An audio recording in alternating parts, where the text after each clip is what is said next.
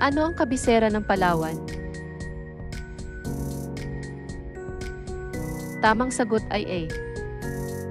Saan matatagpuan ang Hundred Islands? Tamang sagot ay C. Ano ang tawag sa pinakamalalim na bahagi ng dagat sa Pilipinas? Tamang sagot ay A. Anong lungsod ang tinaguriang Summer Capital of the Philippines? Tamang sagot ay B. Ano ang tawag sa pinakamalawak na kapatagan sa bansa?